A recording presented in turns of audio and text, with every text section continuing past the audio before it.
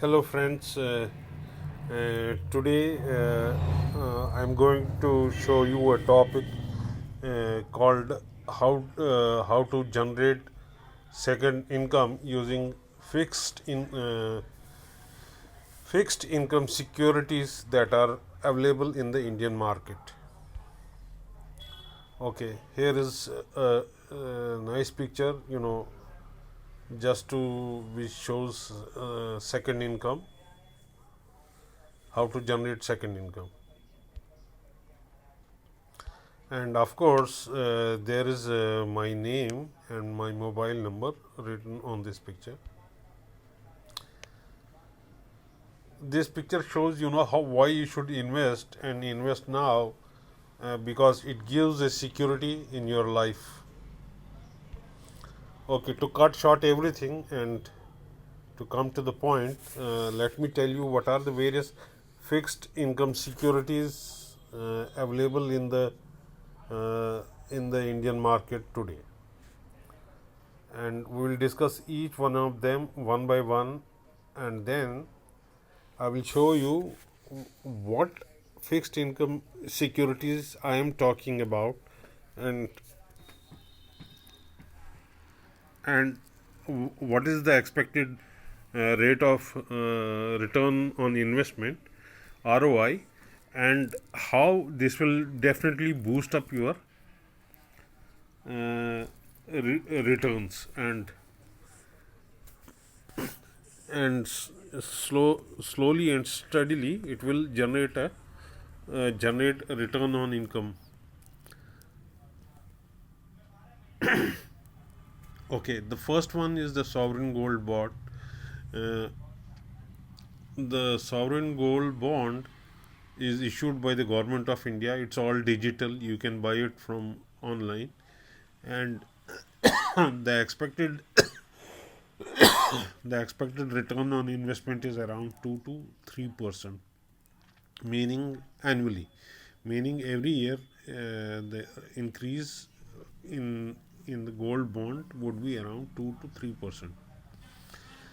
The second one is fixed deposits. Of course, this is the most prevalent and most popular form of fixed income security.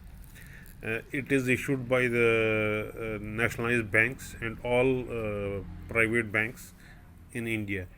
The expected rate of return on investment or returns is around between 5 and 7.5%. Next comes debt mutual funds. You can also invest in debt mutual funds, but the return on investment is around 3 to 6% in the current scenario. Earlier, they used to give around 7%, up to 7%, or maybe even more, slightly, let's say roughly around 8%. But in today's scenario, they are giving only 3 to 6%. Now, next, at the fourth number is securities issued by Government of India.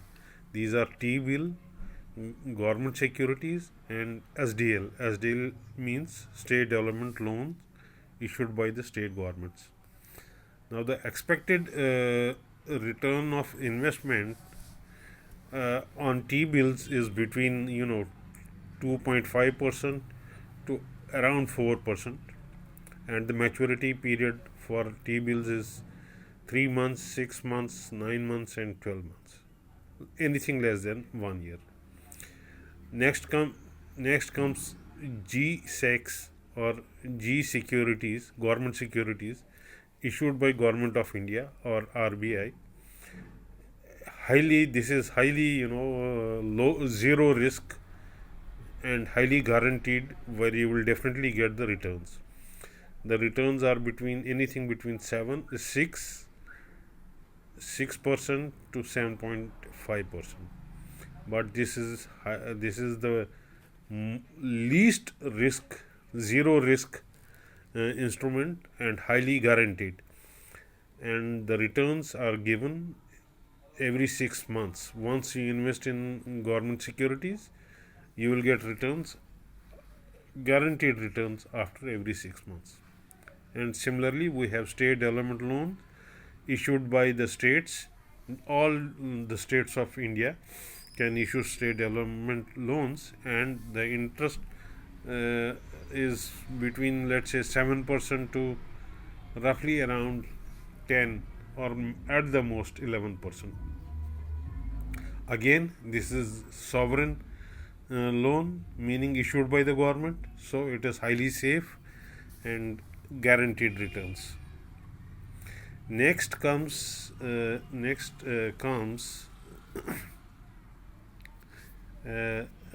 bonds or NCD.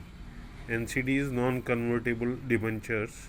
These are issued either by the government, government departments, or by private companies or private sector companies. Now bonds, the return on investment is between 7 and 11%, and I will take a I will show you in 2-3 slides something about bonds. I'll give you more in-depth knowledge about bonds. And bonds is itself it's a separate world itself. It's a very good instrument for getting fixed income. Now, next comes at 6th number, I have put NBFCs. There are NBFC means non-banking financial companies. Now these are these are mostly private sector companies, and they are definitely they have been given license by the government to operate in the non-banking finance sector. Now what they do is, it's non-banking means they are not banks, but they definitely do take deposits from the customers, and they provide a return of investment of around 11 and 12%. Now these are some this is a specialized stream itself. I will not discuss this in this video, because this is where I'm going to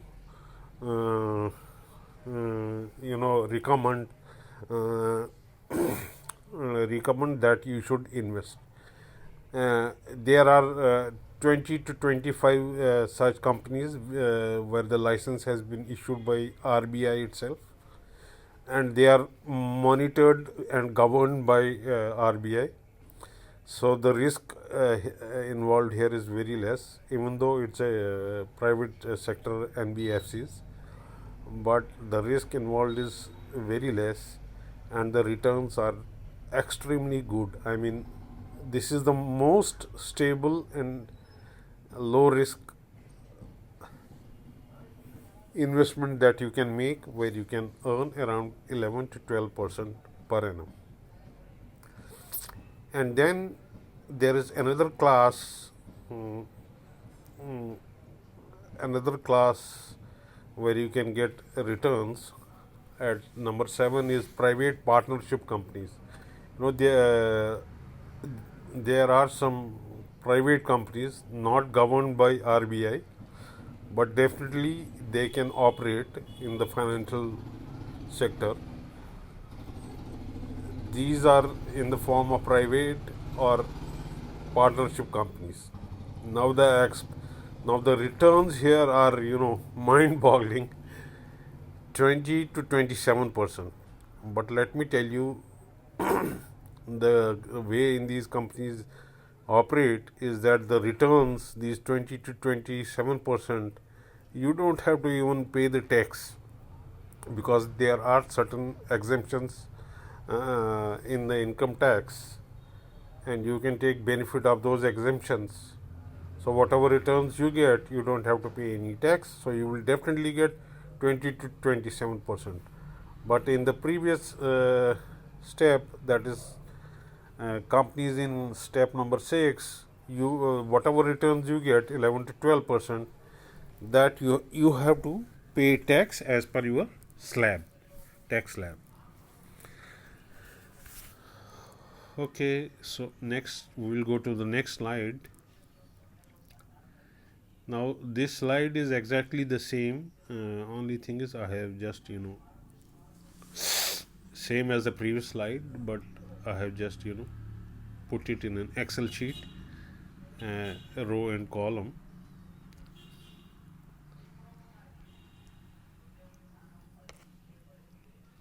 Okay, let me try to show you in this slide. Is a kind of a flow chart whereby what happens is how the lending, especially the digital lending, that is online lending, happens. Now if you see, the first one is lending by regulated institutions, NBFCs, and another is regulated, unregulated by individuals or entities other than NBFCs. Okay, so now how the RBI there is something called, there are two things which impact the interest rates drastically. There are two rates which are decided by RBI. It's called repo rate and the reverse repo rate. Now, what happens? The Reserve Bank of India. If you see the first picture, which is in red, the on the left is Reserve Bank of India, which lends to the banks at repo rate, and with this the banks have more cash to lend and they give it to the borrowers. But if the this is when the repo rate increases, but if the repo rate decreases, then what happens is the commercial banks lend back to RBI at a rate which is called reverse repo rate. So here is a graph, here is a picture which shows the credit rating versus default of the bonds issued by either the private agencies or by SEBI regulated exchanges, stock exchanges, like NSE and BSE. Now if you see, as the AAA is the highest credit rating and the lowest credit rating is CCC of a bond, the highest being AAA, the interest rate is also less. As we go down from AAA to AA and then A and B, BBB and so on till CCC, what we will see is the interest rate definitely increases, but at the same time this picture clearly shows that the risk of default, that is a company going bankrupt, also increases. So always try to invest in bonds which have a very high credit rating, that is AAA. That's all for the time being. I'll come up with if you have any questions, you can call me. You can definitely call me at. You can WhatsApp me, ping me at 866 7101.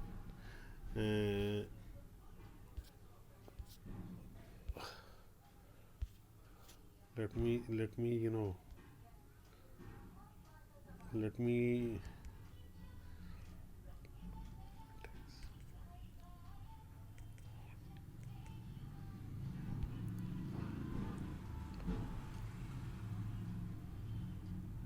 let me show you the number in written.